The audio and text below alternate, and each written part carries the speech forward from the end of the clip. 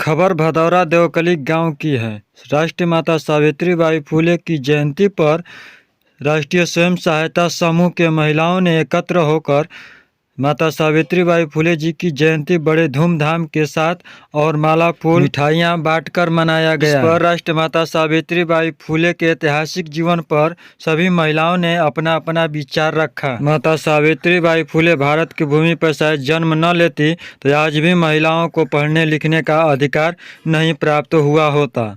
इस कार्यक्रम का आयोजन सम्राट अशोक महिला प्रेरणा ग्राम संगठन देवकली अध्यक्ष सरोज सिंह, सहयोगी स्वयं सहायता समूह लाड बुद्धा स्वयं सहायता समूह, महामाया स्वयं सहायता समूह, सुहेल देव स्वयं सहायता समूह, सावित्रीबाई फुले स्वयं सहायता समूह, सायर स्वयं सहायता समूह और बक्सड़ा के भी महिलाएं इसमें शामिल रही।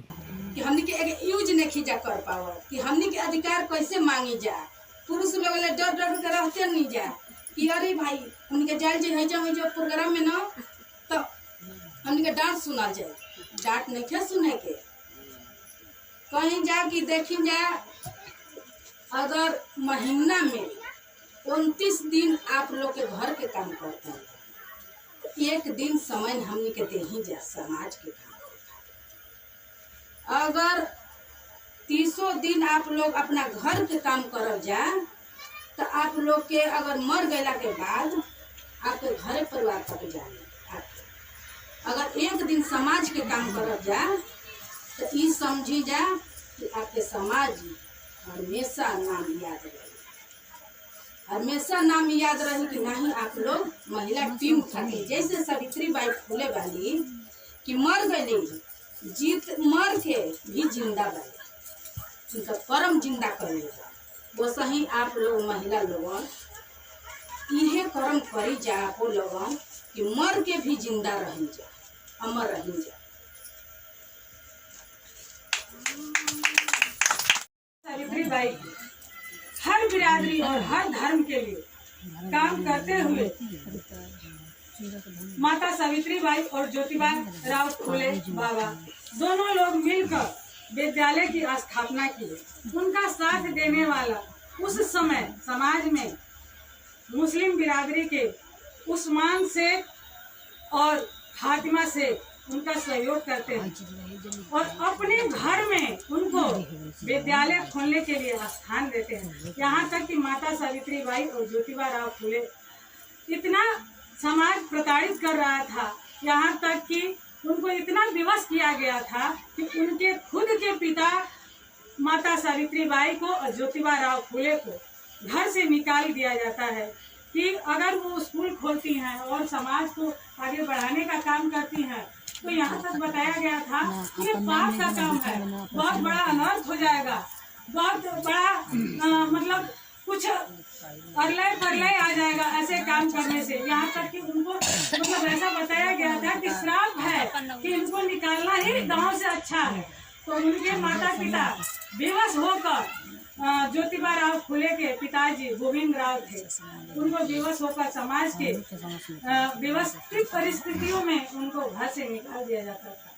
उस समय फातिमा से और उस्मान से उनको पनाह देते हैं अपने घर में और विद्यालय खोलने के लिए स्थान भी देते हैं। उस समय लड़कियों की दशा अत्यंत दयनीय थी और उन्हें पढ़ने लिखने की अनुमति तक नहीं थी। इस रीति को तोड़ने के लिए ज्योतिबा और सावित्रीबाई फुले ने सन 1848 में पुणे में अपने पति के साथ मिलकर विभिन्न जातियों के साथ 9 छात्र के साथ उन्होंने विद्यालय की स्थापना की। और यहाँ पे सभी महिलाएं आई होंगी तो ऐसा लगता होगा कि हम लोग तो बहुत कम हैं। महाराष्ट्र के सतारा जिले के 9 गांव में हुआ था। उनके पिता का नाम खंडोजी राव था तथा माता का नाम लक्ष्मीबाई था। सावित्रीबाई का विवाह 9 वर्ष के वायु में 13 वर्ष के ज्योतिबा राव फुले के साथ हुआ था। ज्योतिबा राव फुले ने ही सावित्रीबाई फुले को पढ़ना लिखना सिखाया था। 19वीं सदी में जब स्त्रियों को स्कूल जाना पाप समझा जाता था। तब सावित्री बाई ने उन्हें शिक्षित करने का बड़ा कदम उठाया। स्त्री शिक्षा के उद्देश्य को सपना संजोया। सावित्री बाई फुले ने कहा कि शिक्षा ही स्त्री का गहना है। भारत के वंचित तबकों को शिक्षा से वंचित करके हजारों वर्षों तक गुलाम बनाकर रखा गया। सावित्री बाई फुले ने शिक्षा को गुलामी से मुक्ति का सबसे बड़ा हथियार बनाया।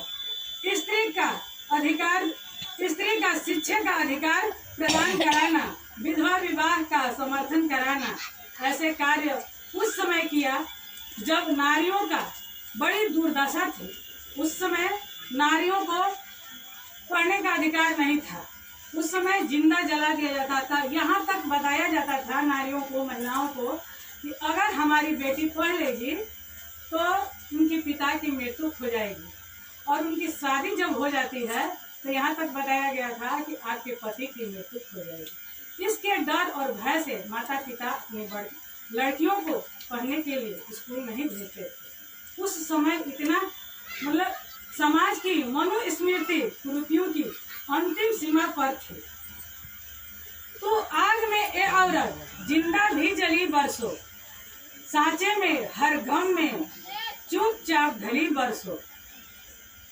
लेकिन किसी भी महान कार्य को साकार करने के लिए एक मार्गदर्शन की जरूरत होती है, एक पथ प्रदर्शन जो सही रास्ता दिखाता है, जो साहस भरता है, जो सौभाग्य से महात्मा ज्योतिराव फूले, जिनका महाराष्ट्र और भारत के समाज सुधार आंदोलनों में एक सबसे महत्वपूर्ण व्यक्ति के रूप में। वीडियो अच्छी लगी हो तो चैनल को सब्सक्राइब कर लीजिए, लाइक शेयर अवश्य कीजिए। नमस्कार, जय भारत।